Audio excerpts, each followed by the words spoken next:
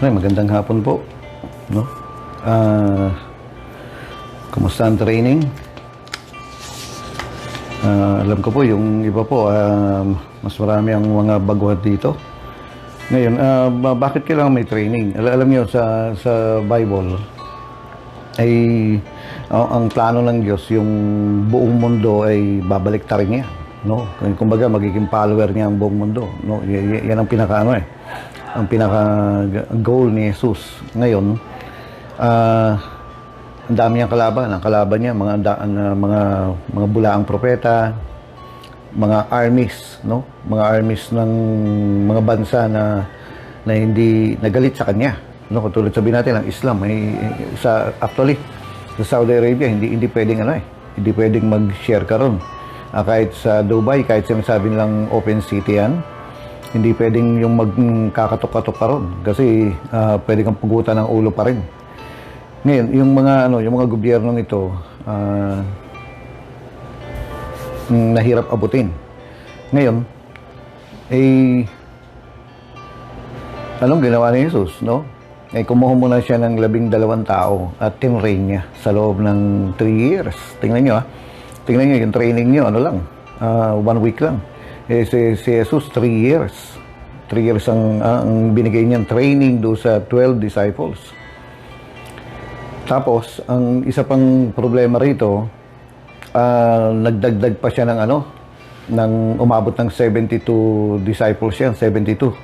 Tingnan niyo kasi kapag wala nangyayari sa training, puro pagod, antok, gutom, hirap lang, mahirap tumagal Pero itong si Lord, ang training niya sa actual. Tuturuan ka magpalayas ng demonyo, i-actual ka. Tuturuan ka bumuhay ng patay, i-actual ka. At mag-house to house ka, kakatok ka, pwede ka na pagtabuyan, ganito, ganyan. So, actual talaga, gagawa ka talaga ng himala, no? Ngayon, ang problema po, dito sa training na ibinibigay ni Jesus, tingnan nyo sino ba mas magaling mag-train? Ako ba o si Jesus? Siyempre si Jesus, wala namang gagaling pa sa kanya. Pero tingnan nyo, nakapag-produce pa rin ang Judas. Ibig sabihin, hindi talaga doon sa nagte-train o doon sa kay Lord, kung hindi yung ikaw. Ngayon, meron namang mga trainees na naging ginto, naging talagang matibay, matatag. Na wala na si Jesus nagpapatuloy pa rin. Sino-sino yung mga yun? Yung dun sa original na 12, no? Nagpatuloy lahat yan maliban dun kay Judas. Ibig sabihin si Judas, sa 12 disipulo na ito, best teacher, best trainer, best pastor, best leader, best example, nasa kanila ng lahat, pero meron pa rin Judas na lumabas. Anong ibig sabihin nun? Hindi sa training yan hindi sa hindi sa yung kumbaga school, hindi nasa sayo pa rin. Naalala ko po noon, nag-aral po ako dito sa may school na katabi namin, yung tabi lang nung unang panahon yan. Nakita ko po na parang yung school na yun substandard, hindi siya kumbaga nag-exam nga po ako sabi ko, wow, sobrang dali na parang naalala ko po nung nag-final exam ako ron. Final exam, nagka-enroll na ako.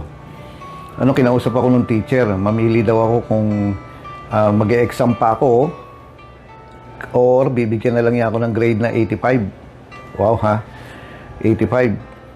Sabi ko, mababa naman, 85 lang. Sabi ko, mag-exam na lang ako. Praise the Lord. Ano nangyari? Resulta ko, dahil sa hindi ko kinuha yung 85, ang resulta ko, nag-exam ako, 86. At least nadagdagan ng isa. Ibig sabihin, ang dali-dali.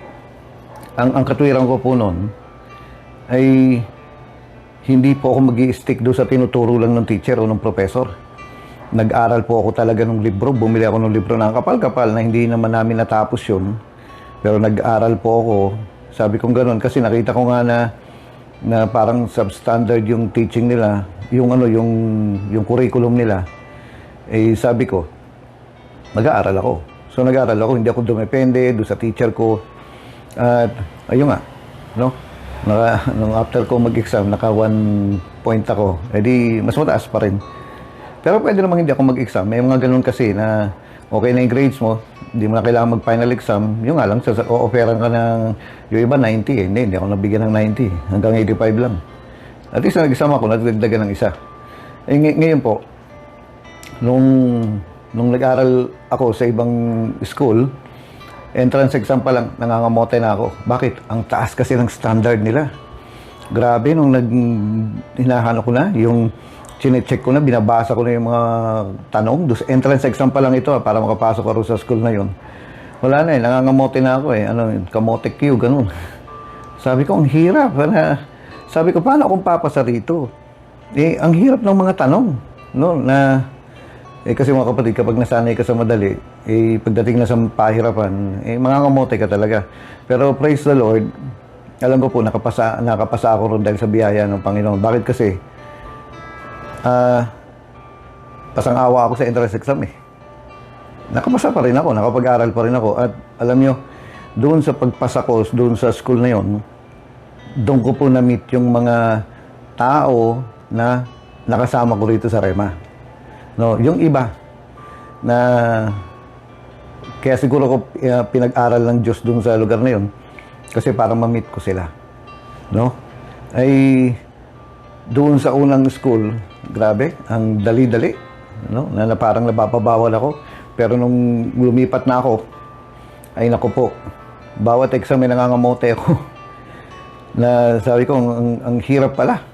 Kaya nga alam niyo, aasa ka na lang sa Diyos doon sa ganun na, kasi kapag kailangan mo naman, hindi mo naman kailangan umasa sa Diyos. Bakit? Kaya mo eh. Pero doon sa susunod na school na pinag-aralan ko, talagang kamote kiyo ako. No, pero praise the Lord, sa tulong ng Panginoon, no, na nakapasa naman.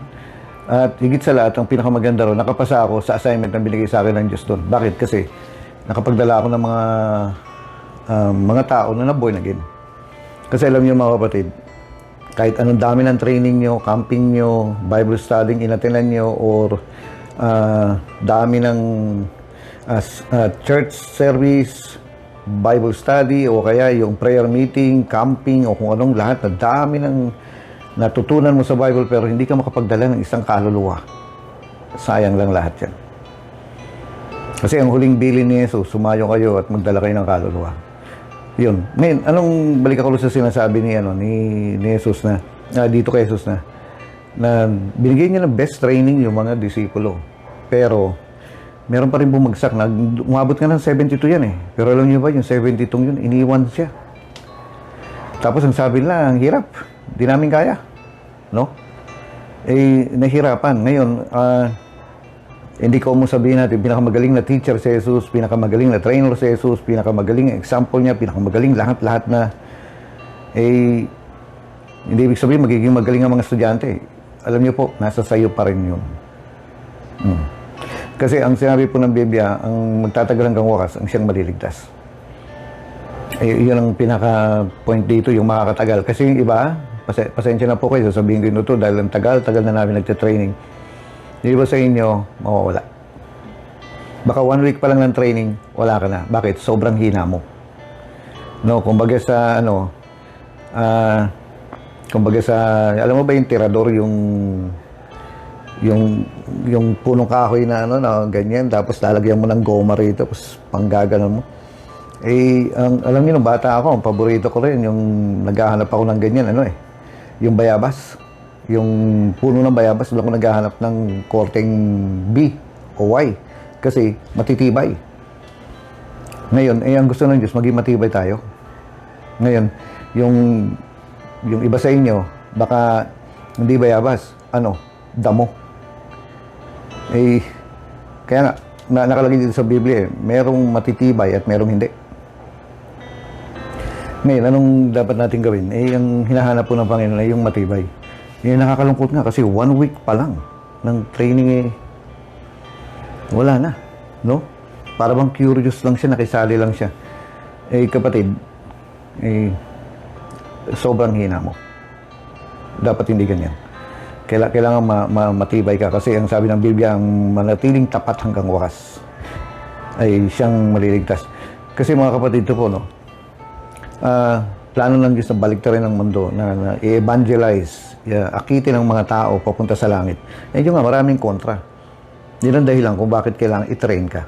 Kasi kung hindi mo malalaman ang mga bagay na i-expect mo sa actual, na hindi ka tatagal. Ang importante rito, makatagal. Yung iba po, mga ano, minsan nga may pastor na eh. 5 taon na nagpapastor pero nawawala pa rin. Bakit? Kasi nga damo. No? Kapag binabanat na, no, kapag yung para siyang tirador na yung hahawakan siya ng Diyos tapos babanatin na siyang ganyan, marurupok may hihina ito Minsan magkakamali pang ganyan. Alam niyo, ano mangyari? Naalala ko nga yung puno ng aratilis. Ewan ko kung alam niyo po yun, no? Yung berries yun, yung aratilis, yung kapag hinog na kulay pula. Yun ang kinuha kong pang tirador.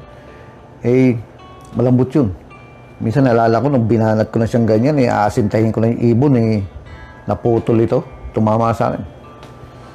Kapag malambot ang isang Kristyano, masasaktan lang ang Diyos. Bakit? Tatama sa kanya. Bakit? Magbibingay ng dungis.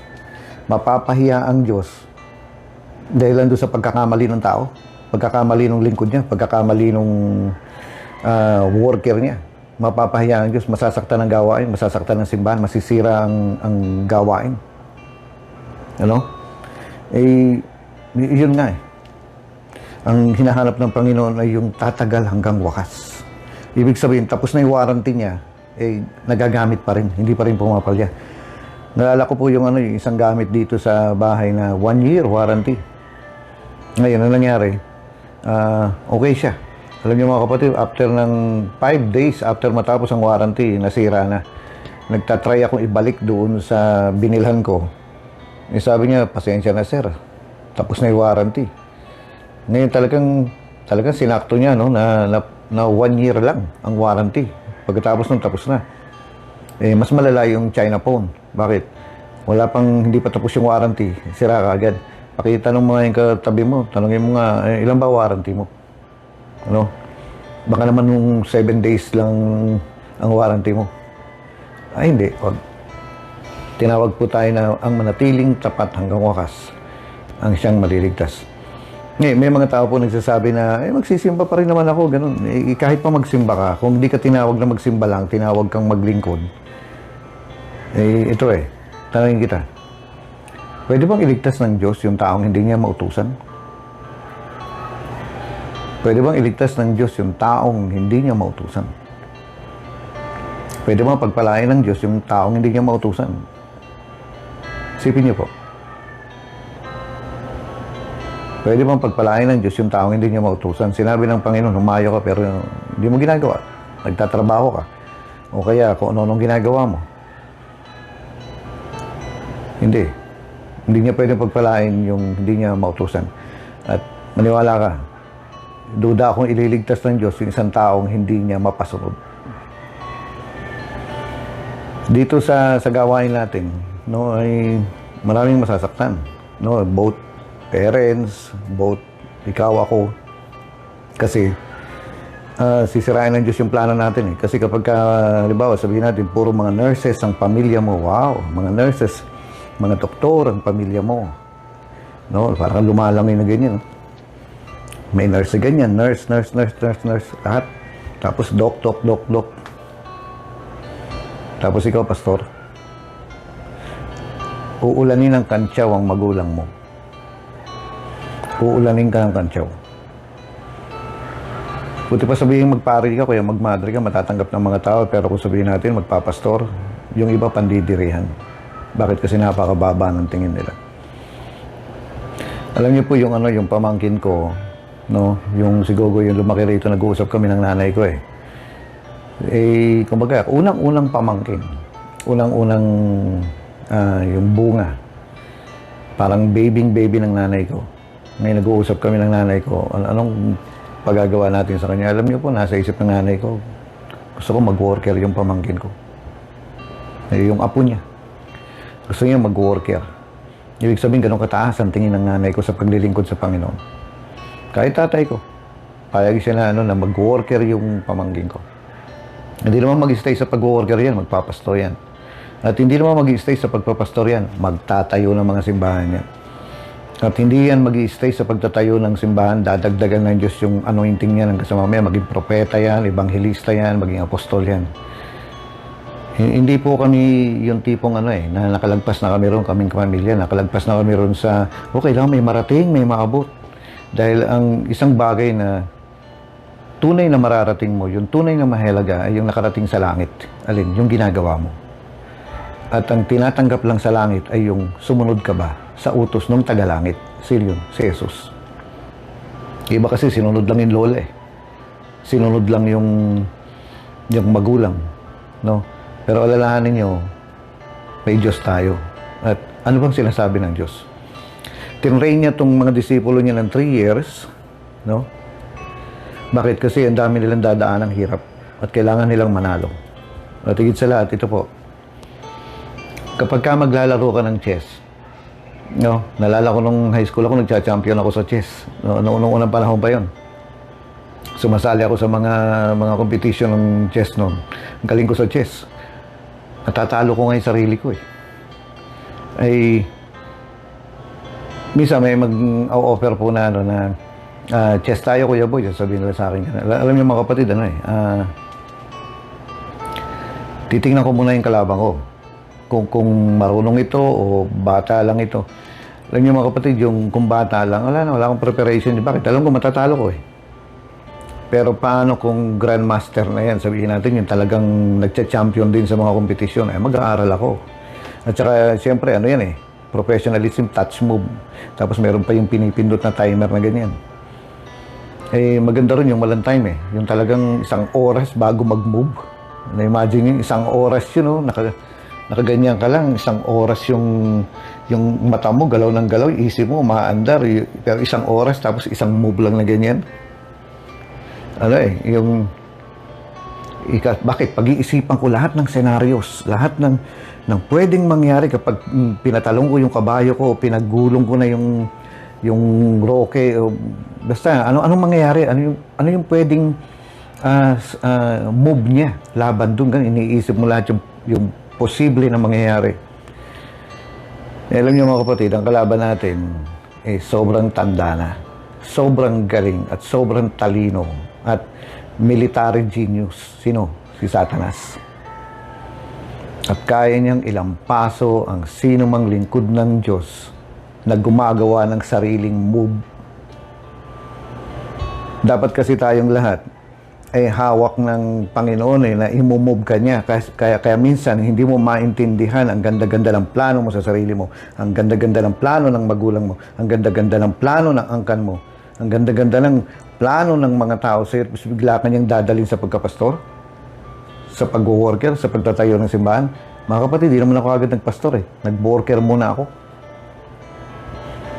Biglang mag-iisip ka, bakit ganito? Habang nandun ka, sasabihin mo ka, ba't ano nangyayari sa akin? Bakit ako nandito na?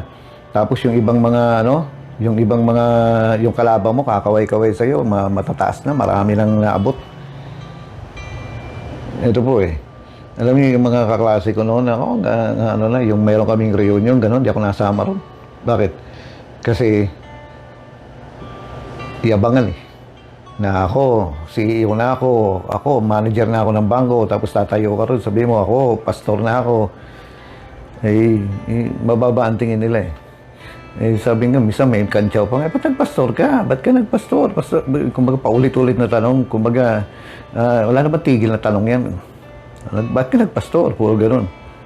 Okay lang, ina-advertise ko na lang na pastor ako. Alam niyo, hindi, walang, kumbaga, kantsaw-kantsaw yan lang lahat yan. Pero alam niyo, pag may problema na sila na hindi na masagot ng medisina, at kapag may problema na sila na hindi masagot ng abogado nila, at kapag may problema na sila na hindi na masagot o maayos yung pamilya nila, who are they going to call?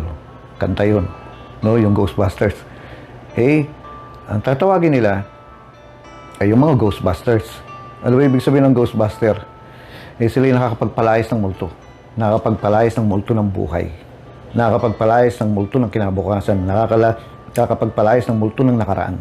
Sino yun? Tayong mga born again. At tayong mga pastor, tayong mga worker. Kaya who are they going to call? Ikaw at ako. Kasi tayo ang may kakayanang makapagpalayas ng hindi mapalayas ng medisina. Tayo ang may kakayanang magpalayas ng mga hindi mapalayas ng mga albularyo. At kung sino-sino pang legal o science o matatalino, hindi nila mapapalayas yan. Bakit? Sabi niya ganon. Sabi ni Jesus, ikaw lang ang makakapagpalayas yan. Kaya sabi niya, humayo ka. Ipangaral mo ang mabuting balita. Nang mapatungan lang yung kamay, gagaling at magpalayas kayo ng masamang espiritu, palayasin niyo lahat yung mga magugulo sa buhay na yan. Yun. Kaya nga, pero kailangan niya tayo i-train. No? Kasi pagka humarap ka rin, paano pag dinibati ka? No? Alam niyo, wala naman nakalagay sa Bible na humayo kayo sa buong sanlibutan at makipagdebate kayo. Walang sinasabing gano'n pero kailangan mo dumaan sa training katulad nung 12 at nung 72. At after nung yung 12 yun, nagkaroon din ng mga disipulo yun. Nagkaroon ng mga worker yung mga yan. No? Ang isa rito yung si Polycarp, kung tawagin. Ang galing na mag-disciple niya. Kailangan dumaan sila sa training at yun ang dahilan kung ba't kailangan dumaan tayo sa training. Why? Para manalo tayo at makatagal tayo. Okay, kaya ano po i-move ka ng Diyos kumbaga sa chess. Ma-move ka touch move pa naman. No, ikaw, nasa sa'yo. Imagine mo, yung pawn, minove mong ganyan, may plano ang Panginoon. No, yung pawn na yun, magiging matagumpay yun. Ngayon, yung sabihin natin, yung bishop na yun, pag minove ni Lord na ganyan, makakatalo sa kalaban Imagine niyo yung pawn, lumalakad pabalik. Bakit? Uwi na ako, Lord. Uwi na ako. Hindi ganun. Kasi may strategy ang Panginoon, may plano ang Panginoon. Kaya kung bakit ako pinili ng Panginoon? Kasi plano niyang manalo ka. Plano niyang manalo tayo. Plano niyang matalo natin ang kaaway. Kaya kanya pinili. No? Ang gusto ng Panginoon, hindi maangal sa kamay yung kabayo. Kahit minsan, ugaling kabayo o mukhang kabayo. Pero ayaw niya na kapag hinawakan niya yung lingkod niya tapos i-move niya. Ayaw niya naangal. Hindi pwedeng naangal. Bakit? Matatalo tayo. Alam niyo, mga kapatid, sabihin natin nasaan man kayo, Tarlac, Rizal, ano pa ba? Bulacan. Alam niyo kung bakit kaunti ang miyembro? At kaunti ang mga tao simbahan kasi marami pong mga tao na hindi mahawakan ng Diyos. Ayaw magpahawak. Ilang mga tao na ang dinala ng Panginoon at inopera na maglingkod ka sa akin. Katulad nung 12 yun, marami pa naman tinawag rin Kaso, itong 12 lang na ito ang pumayag. Yung iba, na-slain na yan, natumba na yan, ano ba? Nag-tanks na nga yung iba Pero hindi pa rin mapasunod ng Panginoon. Tapos sasabihin mo, pupunta ng langit yun. Hindi. Dahil sabi niya, tinatawag niyo akong Panginoon, Panginoon. Ulit, hindi niyo naman ginagawa ang sinasabi ko. May mali ron Tapos sasabihin mo, nagsisimba naman. Kung tinawag kang magsimba, magsimba ka. Pero hindi ka mananatili na nagsisimba lang. Kailangan mong lumabas, humayo ka. Dahil ang sabi ng Diyos, huwag kang magkulong. No? At maglingkod ka. Alam niyo ba yung mga taong minsan sinasabi lang naglilingkod sila sa Panginoon? Hindi, pinaglilingkuran lang nila yung sarili nila. Bakit? Kasi namimili ko na susundin Ayan, may strategy ang Panginoon. May plano ang Panginoon kung bakit i-move ka niya. Ihiwalay ka sa pamilya mo, ihiwalay ka sa pangarap mo. Pero lalahanin mo, nung tinanggap mo si Lord, hindi mo nabuhay yan. Buhay na ni Lord yan. Isipin nyo kaya, kumbaga, parang ano kayang pangarap ng Panginoon? Ano kayang plano? Ano kayang pangarap na lang? Yung dream. Hindi fantasy, Yung dream.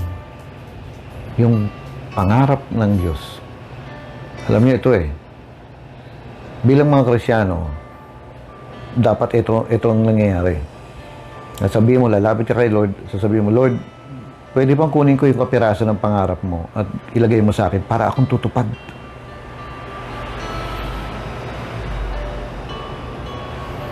Ako ang tutupad. nung isang pangarap mo, yung kapiraso ng pangarap mo, pwede ba Lord, kunin ko yun. Ilagay mo sa akin. Gawin mo, desire ko yun. At ako ang tutupad. Hindi na yung pangarap ko, Panginoon, kundi yung pangarap mo na. Yan yung nakalagay po sa Biblia na maging magalak ka, ma-inlove ka kay Lord. At yung mga pangarap mo ay magiging pangarap niya. Ibibigay niya sa'yo. Ngayon, alam niyo po, wala na akong sariling pangarap eh. Yung pangarap ko, yung karamihan doon, yung personal, masama eh. Pangit. Pero, pinalitan na ng Diyos ng pangarap. Ngayon, ang pangarap ko ay pangarap na ni Lord. Ngayon, kung sisingit-singit yung pangarap mo na ganyan, iniiwanan mo siya, ina-abandon mo siya. Dapat hindi ganun. No? Halimbawa, nag-asawa ka. Ang ano po kasi, ang pag-asawa ay parang katulad ng ng relasyon mo sa Diyos. Halimbawa, nag-asawa ka. Anong plano mo? Sasabihin mo sa asawa mo, o ikaw ha, sweetheart ha, o darling ha, darling. Magsasama tayo ng 10 years lang. After noon, iiwanan na kita kasi may sarili akong pangarap. Pagbibigyan lang kita. Para mo silang sabi na, Lord, mag-worker lang ako ng mga 6 months ha, o 6 years ha. After noon, babay na. Kung wala kang pagkatawag, walang problema. Pero kung tinawag ka ng Panginoon at inanointan ka ng Panginoon, lifetime to.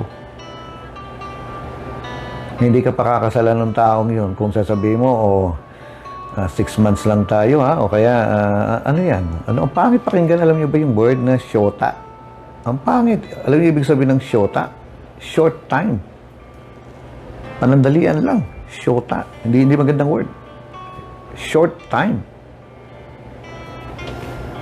Eh kung ngayon, kung shotahin mo ang pag-worker, wala. Tapos mag-expect ka na, Lord, bakit ganito nangyari kung di ko nararanasan yung pagpapala?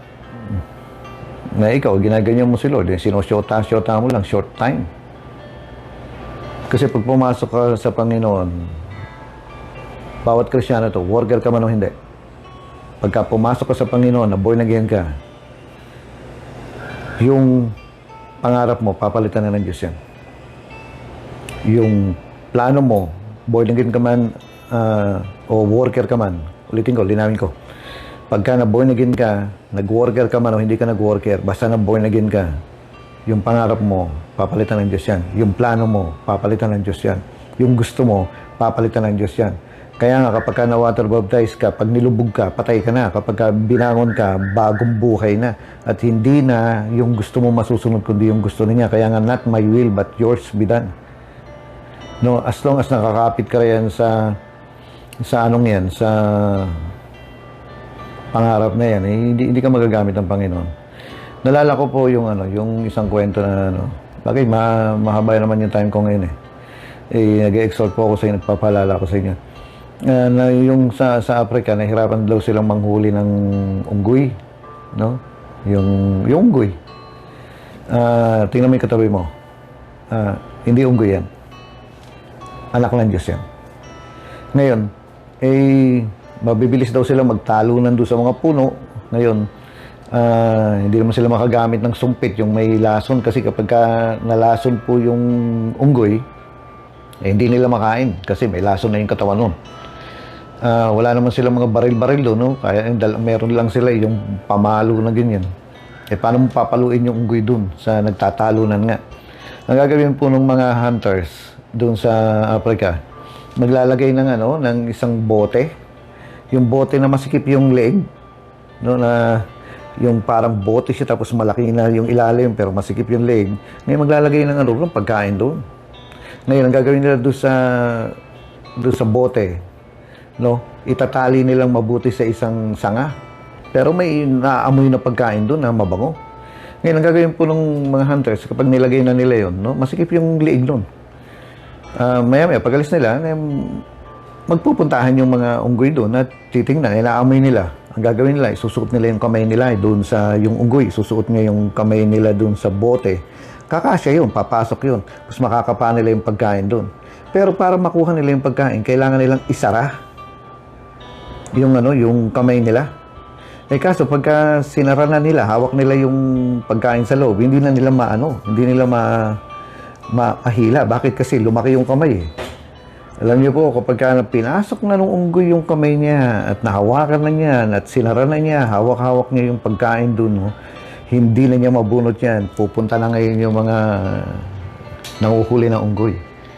Ngayon, makikita ng unggoy na napapalapit na yung mga tao at may mga dalang batuta. Alam niyo, hihilahin niya, mag-aapura siya na kunin yung pagkain dun sa loob ng bote. Eh kaso, hindi niya matanggal yung kamay niya kasi nakasara. Ngayon, ang dapat niyang gawin, para matanggal niya yung kamay niya, bitawan niya yung pagkain. Eh kaso, masyado siyang, ano ba tawag, addict o masyado siyang, ano ba tawag doon, sakin doon sa akin to. Ganon. Yung gusto niyang matutupad, yung gusto niyang makuha, makain, matikman, yung pagkain na yun, eh hindi niya mabitaw-bitawan.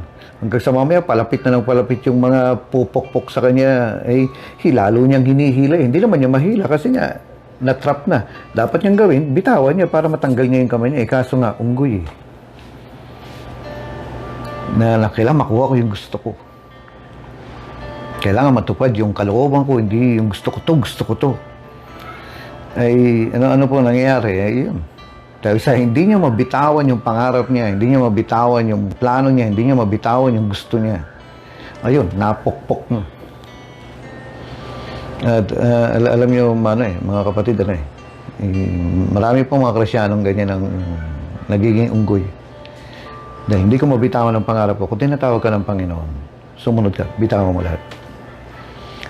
Pasensya na, yan ang style ng Panginoon dito sa Biblia. At mapalad ka dahil tinatawag ka ng Diyos ng mga Diyos at Hari ng mga Hari. Mas mataas pa sa mga presidente ito. Alam niyo ba? Yung yung mga corrupt na president, katulad nila Idi Amin, yung presidente sa Nigeria ata yan. Basta nakaklose mo yan, bibigyan ka niya ng isang building. Basta nakaklose mo. Halimbawa, naging kainuman mo yung presidente niya, bibigyan ka niya ng isang establishment. Corrupt eh. Pero alam niyo yung Panginoon po, hindi corrupt eh. Pero kapag sumunod ka, bibigyan ka niya ng bahagi ng kaharian niya. Bibigyan ka niya ng bahagi sa kaharian niya. Basahin niyo po, Revelation 3:10. Alam niyo nakalagay doon, kasama ka sa maghahari sa kanya dahil nagtagumpay ka.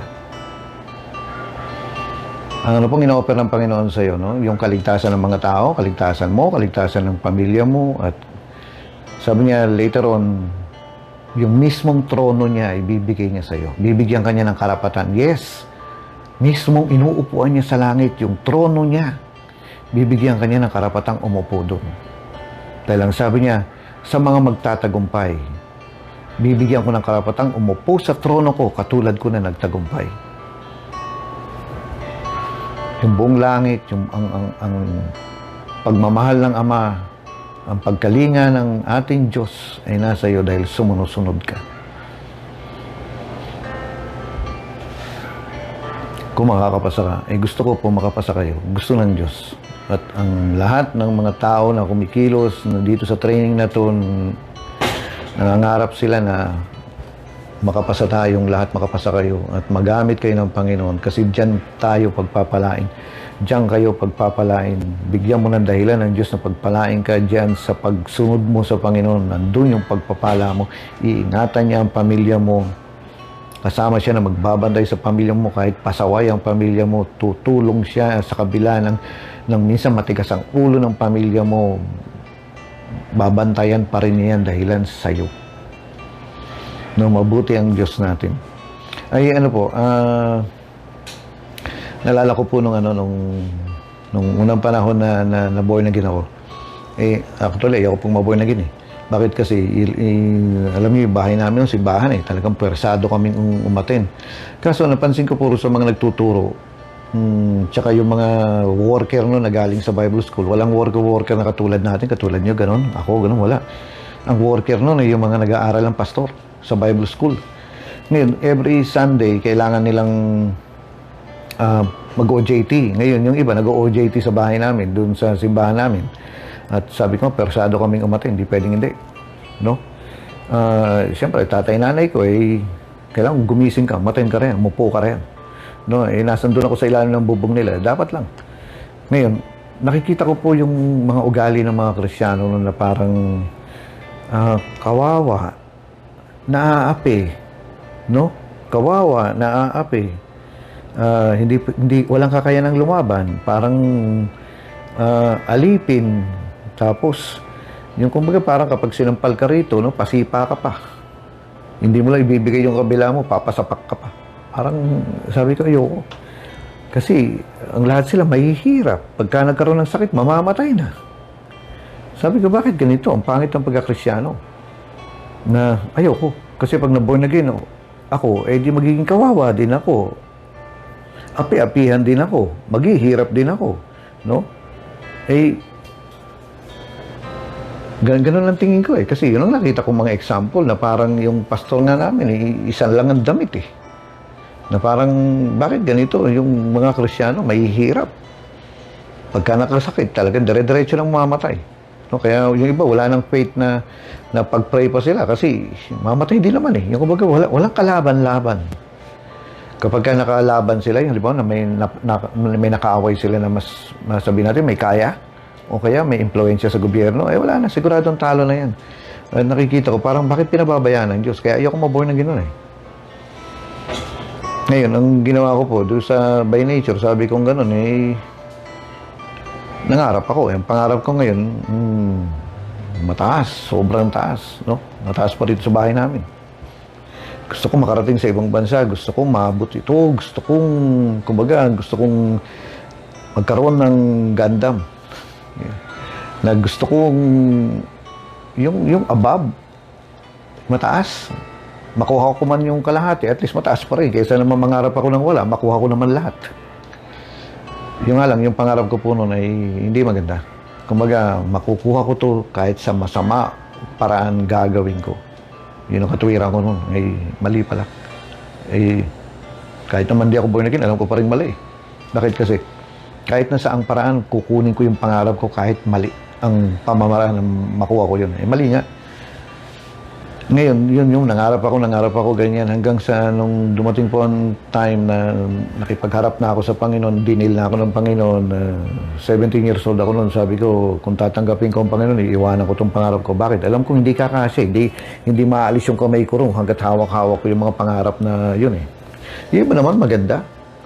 No, sabi nga ng mga kamag-anak ko noon, yung mga lalo na yung mga apong-apong, alam niyo ba yung apong, yung mga lola-lola namin na yung dito nila yung lawlaw na, yung kapag ginagalong-ganon mo yung ano lang, yung dito, na lawlaw na apong ganyan. Tapos yung mga apong-apong na yung may sigarilyo, yung apoy nandun sa loob. Yun malambing ako rin sa mga apong ko Naalala ko, lagi nilang sinasabi, anak, kapag ka mayaman na mayaman ka na, huwag mo kakalimutan Sabi ko, apong, huwag ka mag-alala. Kahit na hindi ako mayaman na mayaman, hindi naman kita kinakalimutan. Ay, salamat apo, mga ganun sila. May pangarap ako Ngayon, nung naborn again ako, andun talaga yung malalim na pag-iisip na kapag nagpatuloy ako, pagka tinanggap ko ng Panginoon, ibig sabihin, kailangan iwanan ko na yung pangarap. Kailangan bitawan ko na yung nandun sa kamay ko para makalabas yung kamay kong ganyan. Alam niyo mga kapatid, ano po? Naborn again ako, tinanggap ko ang Panginoon. Lahat, yung sabi ko, binitawan ko na. At everyday po ako nagpe-pray. Everyday akong natawag sa Panginoon. Alam niyo, araw-araw sinasabi ko sa Panginoon, Lord, wala na akong pangarap. Wala na akong pangarap. Everyday yan. Susunod na araw, magpe-pray na naman ako. Born again ako Lord, wala na akong pangarap. Wala na akong pangarap.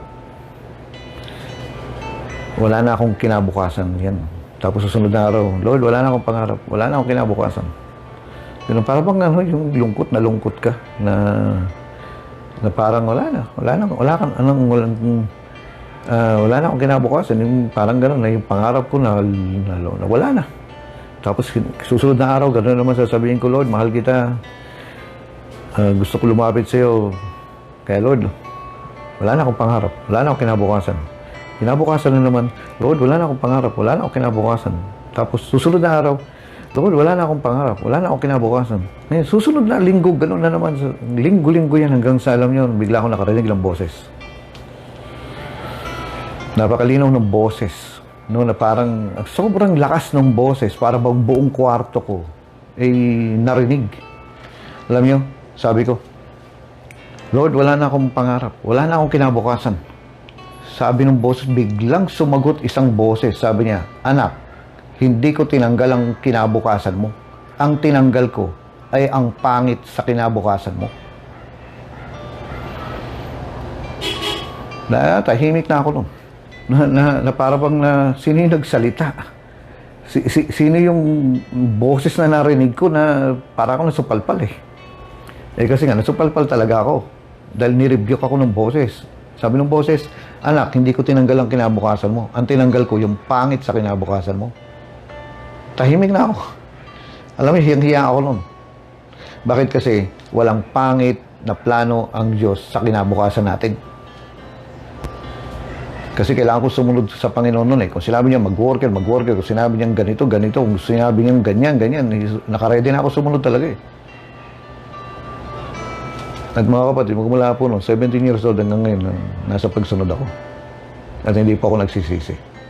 Isa lang ang pagsisisi ko. Sa totoo lang sa buhay ko, at sa amin ng Panginoon, yung personal namin, isa lang ang pagsisisi ko. Na hanggang ngayon pinagsisisihan ko. Siguro hanggang sa pag nagkita na kami ng Panginoon sa langit, pagsisisihan ko pa rin. Ano yun? Bakit nung 17 ko lang tinanggap ang Panginoon? Sana nung 13 pa lang ako, kumakatok na siya noon eh. Sana tinanggap ko na kaagad. Bakit nagpatagal ako? 13 to 17, ilang taon yan. Sinayang ko yung taon na yun. Kinakausap na ako ng Diyos nung 13 pa lang ako. First year high school ako nung kinakausap na ako ng Diyos. Pero bakit nagpatagal-tagal ako? Sayang yung ilang taon na yun. Kaya sabi ko, pagsisisihan ko yun habang buhay. Sana noon pa. Sana noon pa. Ngayon, napasama ba ako sa pagsunod sa Diyos sa loob ng ilang taon na ito? Hindi. Sabi ko, nagsisisi ako. Dapat noon pa eh. Wala siyang plano na masama sa'yo. Kasama ng pag-worker mo.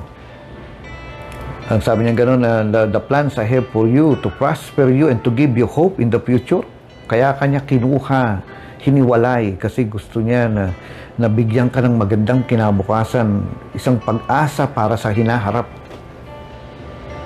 Yun ang plano ng Diyos sa iyo. Kaya ka pinag-worker. No? Iba, yung pangarap nila, ganito, ganyan. Wala akong alam dun. Basta ang alam ko, ikaw kasi nagte-training ka. Hindi ka mapupunta sa training na yan kung walang plano ng Diyos sa iyo. Ngayon, it's up to you. Anong klase ang pagsunod mo?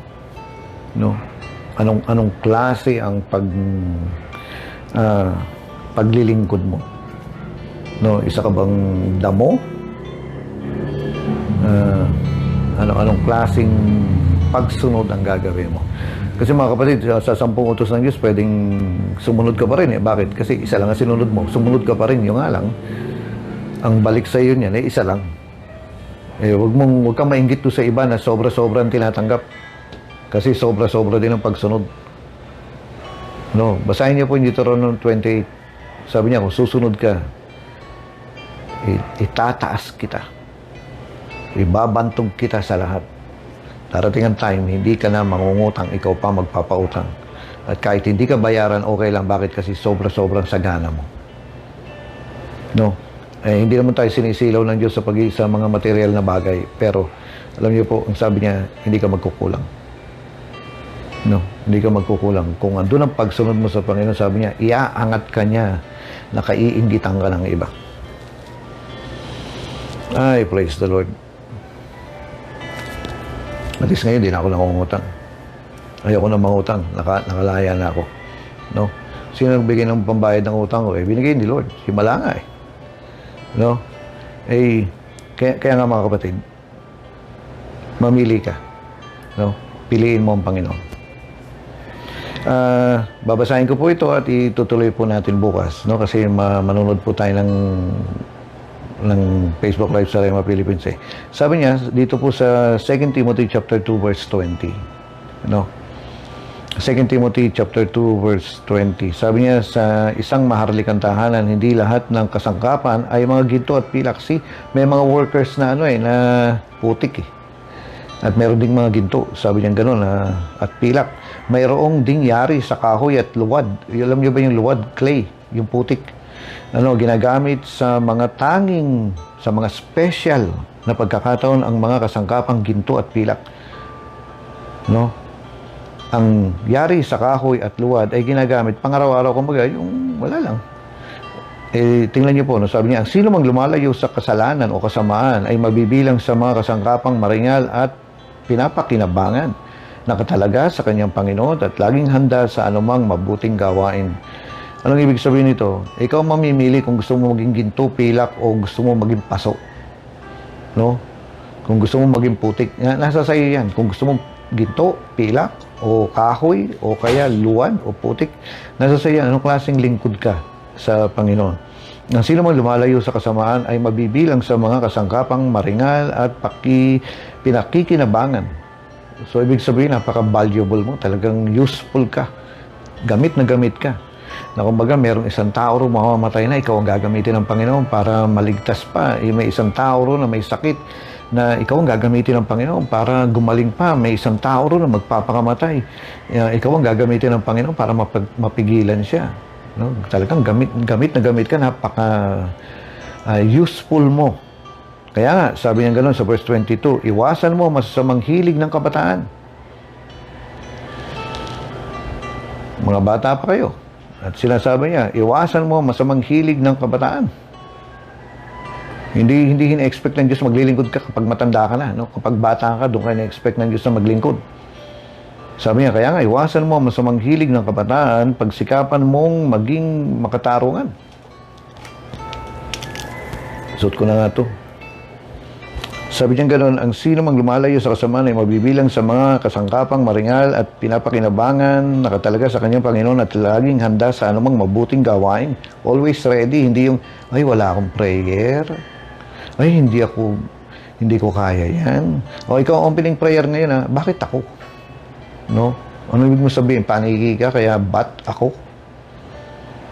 Opening prayer pa lang, closing prayer pa lang, hindi mo na kaya? Sabi niya gano'n, kaya nga, iwasan mo masamang hilig ng kabataan. Tigilan niyo po yung TikTok. Hindi maganda yan. Sa totoo lang. No, sabi niya gano'n, pagsikapan mong maging makatarungan. Nagpe-pray ka, nagmamobile legend ka, stop mo yan. Kaya nga, iwasan mo masamang hilig ng kabataan, pagsikapan mo maging makatarungan, tapat at mapagmahal. At mamuhay ka ng payapa kasama ng mga taong malilinis ang puso na tumatawag sa Panginoon. Anong ibig sabihin nito, no? Kaya nga, iwasan mo ang masamang hilig ng kabataan. Ano ba yung, alam naman natin kung ano yung masamang hilig ng mga kabataan. Sabi niya, lumayo ka rin, magiging weirdo ka pag ginawa mo yan.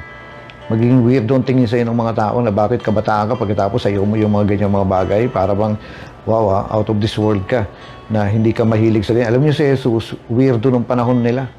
Daming nagkakagusto sa kanya, daming nai-inlove sa kanya, pero bakit puro religion ang lagi siya rin sa simbahan? Paano ko na lamang maraming nagkakagusto sa kanya? Kasi perfecto siya. No, mula ulong hanggang paa. Hindi siya payatot. Na katulad yung nakikita nating nakasabit sa krus na nakaganyan siya, ng payat. No. Alam nyo, yung mga Greeks, no, yung mga Grego noong unang panahon, sinasamba nila ang katawan ng tao. Kumbaga, talagang yung measurement ng mga tao, yung pagiging, yung sexy ng isang tao, yung pagiging macho ng isang tao, nako, baliw na baliw sila riyan. Kumbaga, parang naghahanap sila ng perfection. Alam niyo, nakalagay sa Bible, yung mga Greeks, pinuntahan si Jesus para tingnan lang ang shape ng katawan niya. Kasi napaka-pogi, napaka-perfecto ni Jesus. Bakit? Kasi siya ang perfectong kordero ng Panginoon. No, perfecto siya. Walang pangit sa kanya. No? At kung may isang pangit man sa kanya dito sa mukhang ganun, mas maganda pa rin siya. Kaya nga, tuloy natin, sabi niya ganun, kaya nga, iwasan mo masamang hilig ng kabataan. No, ano ba yan? Puro ligawan yan eh. Si Jesus talagang doon lang siya sa church. Nag-stay lang siya sa church, sa templo. Kaharap niya yung mga matatanda, yung mga rabbi, yung mga matatalino, yung mga scholars na nakikipag-usap siya. At sabi ng Bible, hangang-hanga sila sa kanya. Wala ba magkagusto? Kaya nga sabi niya gano'n, kaya nga iwasan mo masamang hilig ng kabataan, pagsikapan mo maging makatarungan, tapat at mapagmahal. At mamuhay ka ng payapa kasama ang mga taong malilinis ang puso na tumatawag sa Panginoon. Huwag ka nakikipag-standby doon sa mga naglalasing. Sabi niya gano'n, sa church mo makikita to, mga taong may malilinis ang puso na at tumatawag sa Panginoon. Yung mga Kristyano, makisama ka sa mga kapwa mong Kristiyano. Verse 23, iwasan mo walang kabuluhan pakikipagtalo sapagkat ito'y hahantok lamang sa awayan. Verse 24, hindi dapat nakikipag-away ang lingkod ng Diyos, sa halip dapat siyang maging mabuti sa pakikitungo sa lahat, mahusay at matyagang guro. Huwag kang war freak. Sabi niya, huwag kang palaaway. Na kumbaga parang ayaw kang kasama ng mga tao. Bakit? Kasi mahilig ka makipagtalo. Makipag-away, mayabang. Sabi niya, magstay ka doon sa mga tao na kasama mong tumatawag sa Panginoon. Yan, kaya malaki ang plano ng Diyos sa'yo. Mahaba ang plano ng Diyos sa'yo. No, wala siyang plano na pumalya ka. Wala. Ang gusto niya, magtagumpay ka. Kaya ka dumadaan dito sa training kasi may mga bagay na kailangan mong matutunan, malaman para maging matagumpay ka pag humahayo ka na.